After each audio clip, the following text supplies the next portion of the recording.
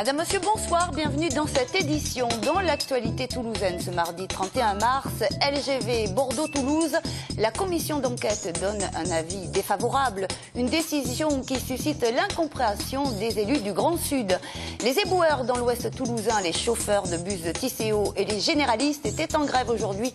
Pour diverses raisons, nous ferons le point sur ces mouvements sociaux dans ce journal.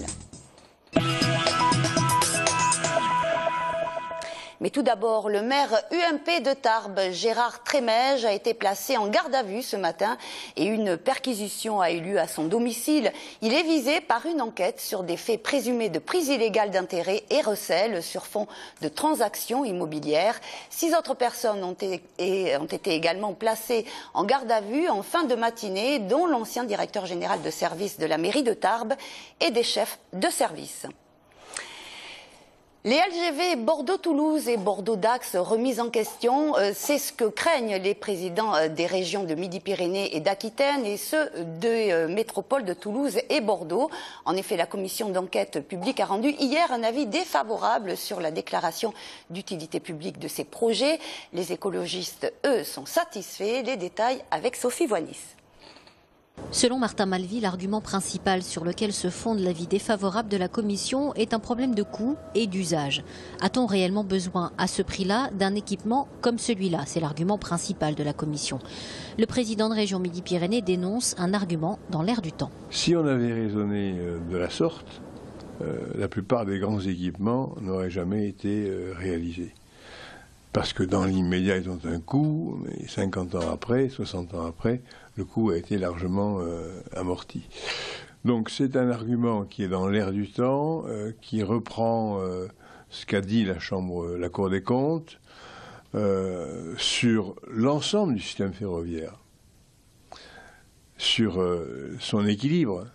Martin Malvy rappelle qu'il est hors de question que l'on porte ici en Midi-Pyrénées le fardeau de la faute des autres. Cette LGV, notre région en a besoin pour être pleinement insérée dans le circuit européen des trains rapides. Le président Malvy dit soutenir les investissements raisonnables, mais il rappelle que ce dossier fait partie des projets prioritaires. Il y a 2 ans, la commission Duron reconnaissait que s'il y a bien aujourd'hui une desserte LGV à réaliser en France, c'est la desserte Bordeaux-Toulouse. De son côté, et sans surprise, le groupe Europe Écologie Les Verts est satisfait de cet avis négatif de la commission d'enquête. Les écologistes dénoncent ce projet de LGV depuis 2011 et rappellent qu'il n'est pas une priorité pour la région. Il y a le problème du coût, il y a le problème de l'investissement, de la rentabilité à l'usage, la biodiversité qui n'est pas respectée, le financement qui n'est pas assuré, les difficultés pour les collectivités de le financer. Enfin, tous les arguments que nous avons donnés, il y en a 8, si je ne me trompe, ils sont tous repris en boucle. François Simon qui rappelle que même sans LGV, c'est bien la ville de Toulouse qui s'est le plus développée au cours des 20 dernières années, bien plus que Bordeaux ou Montpellier. Les écologistes qui maintiennent par ailleurs qu'il faut effectivement à Toulouse un train à grande vitesse. Mais le train à grande vitesse, et c'est toute la question, est-ce qu'on le fait passer sur les lignes distantes ou est-ce qu'on le fait passer sur une ligne LGV qui va coûter entre Bordeaux et Toulouse plus de 8 milliards d'euros? Eh bien nous, on préfère une utilisation des voies distantes à 2 milliards d'euros. Pour une demi-heure de différence, je crois que ce n'est pas vraiment un problème, c'est une histoire de responsabilité. Ce rapport négatif de la Commission ne rime pas forcément avec abandon du projet. Il appartient maintenant au gouvernement de prendre sa décision. De leur côté, les présidents de région Midi-Pyrénées et Aquitaine et les présidents de Toulouse Métropole et Bordeaux Métropole ont demandé une audience au secrétaire d'État au transport, Alain Vidalis.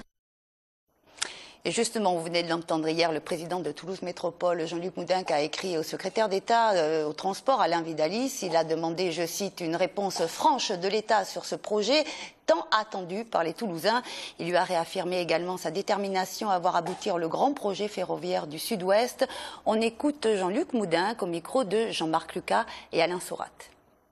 On critique tel ou tel aspect du projet, que l'on ait des exigences environnementales. Je trouve ça parfaitement normal. Mais de là à poser un avis défavorable et donc à donner l'idée que nous pourrions être privés du TGV, je trouve qu'il y a un pas qui, pour moi, n'est pas franchissable. Je ne peux pas accepter l'idée que Toulouse serait la seule métropole française, la seule grande ville à être à l'écart du réseau TGV. Le réseau TGV national, le réseau TGV européen.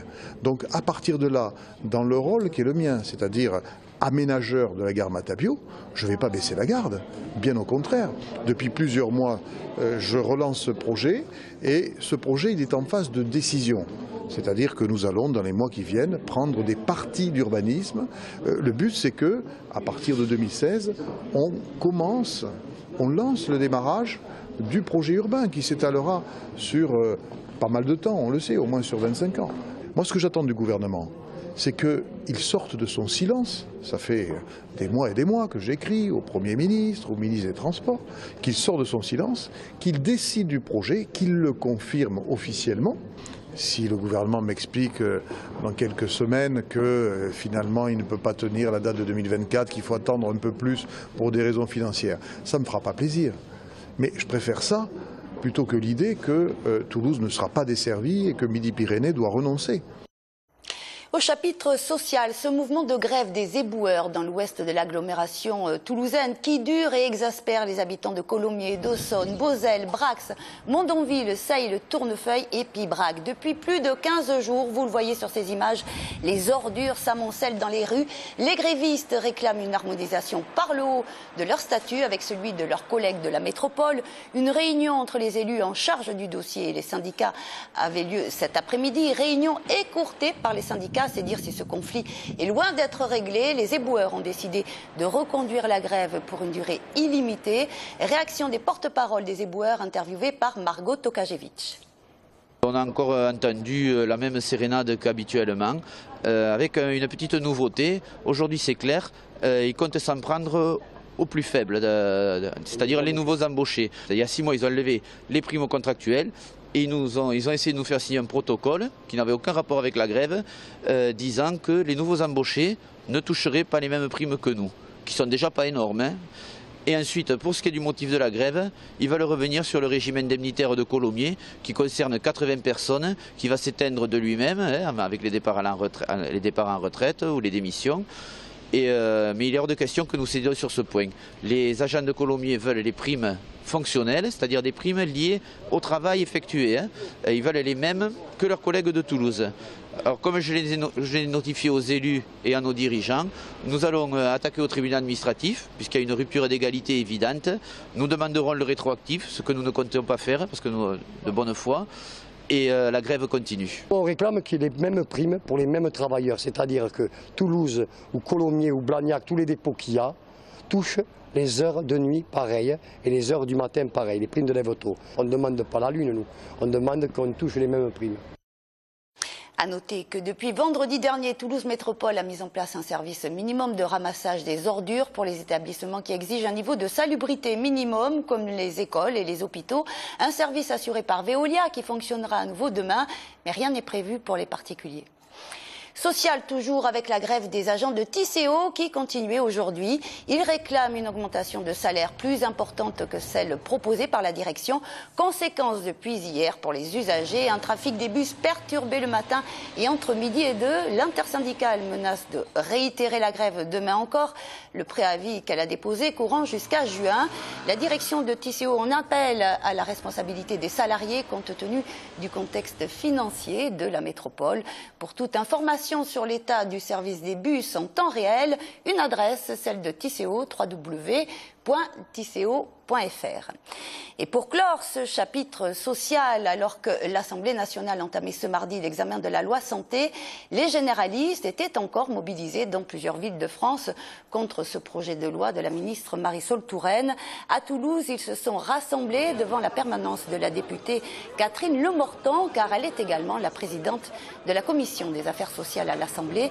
La loi santé doit notamment généraliser le tiers payant. C'est cela qui met en colère les médecins.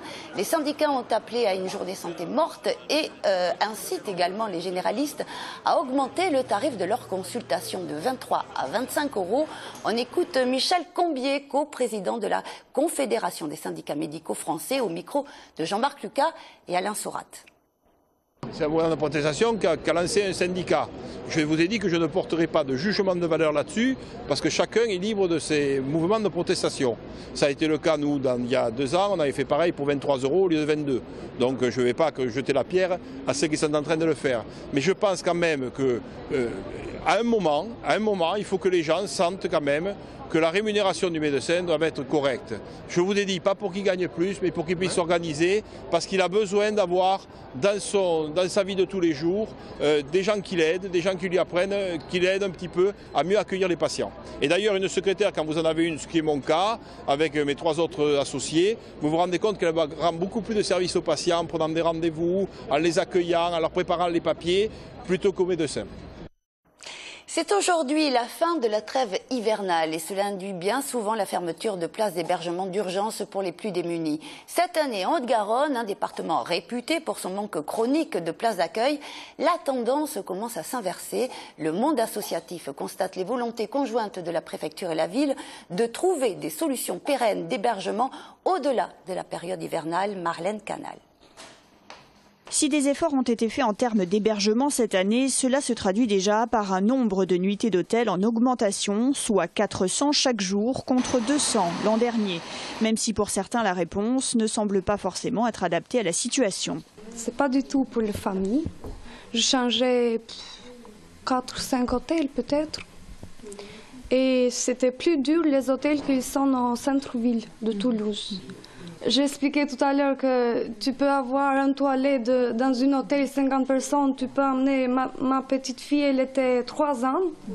Et à l'hôtel, il y a 50 personnes qui vont aux toilettes. Sous la pression des associations présentes sur le terrain et conscients de ne plus pouvoir gérer au thermomètre le nombre de places, les pouvoirs publics proposent une autre solution, l'occupation de biens immobiliers provisoirement vacants. Là, dans ce qui nous a été annoncé, il va y avoir un bâtiment donc de la mairie, une maison de retraite auparavant, qui va être mis à disposition, qui comprend 80 studios de 32 mètres carrés et qui va pouvoir accueillir des familles, notamment principalement des familles qui sont hébergées à l'hôtel.